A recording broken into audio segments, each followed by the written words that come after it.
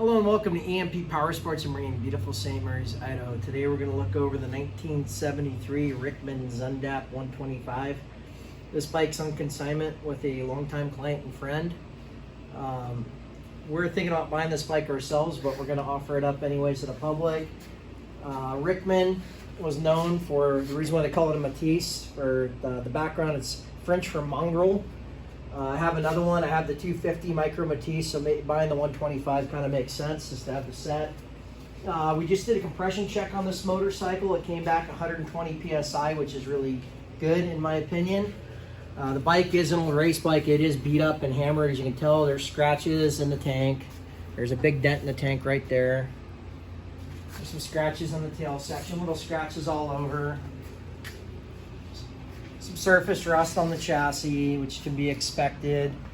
I don't know if this is some kind of damper and somebody did this for a reason, or if this is just tweaked. It looks like it'll loosen up and you can, oh, there we go, put it back in. There, fix that right there. First repair done. I think this right fork leg is a little bit bent. I can't tell, and I won't know till I get it off. It should be straight enough to ride this way, but something I'd point, the gator's torn. The bike obviously wasn't washed after the last time it was out. There's a little bit of mud and dirt. I cleaned up the other two consignment bikes. I didn't take the time to clean this up. I'd recommend replacing the spark plug, replacing the oil in the transmission, rebuilding the forks probably.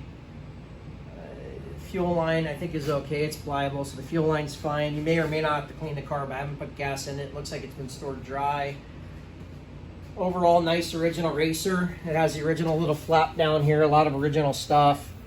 Side covers are in good shape, original pegs. And it looks just like a nice, actually, just a nice old racer that somebody raced hard and put away wet, and doesn't appear to have been restored. It looks like an original bike. I don't see any evidence of paint work. I don't see any evidence of modifications. It looks just like a nice original little bike. It has a decal in the gas tank, which is kind of cool. This vehicle was manufactured for off-road use only. Do not operate on public streets, roads, or highways. So that looks original from the 70s. It's kind of cool to see that still there. It's missing a little cap on the swing arm for the auto oiler system, which usually they are. I'd put something in there before you race it so you don't get water in there. I've seen other Rickmans, Zundapps before. I've never seen them with these shocks. I think these are the original Zundapp shocks. Looks like there's some wear and tear, something rubbed here. Not sure if it was flipped around and the chain did that, or if somebody wrecked and that's what caused that. It might actually just be factory marks because it has the same mark on the other side, so there might not be anything weird there. That could just be how they were, because that one right up here has the same marking, so that could be factory. I'm not a Zundapp expert. But if you like these old bikes and you like what we're doing here, please smash the like button, hit that subscribe button. Please visit emppowersports.com for parts and apparel. The client wants $2,000 out of this bike, which I think is very reasonable. You just can't find these old BMX racers cheap anymore.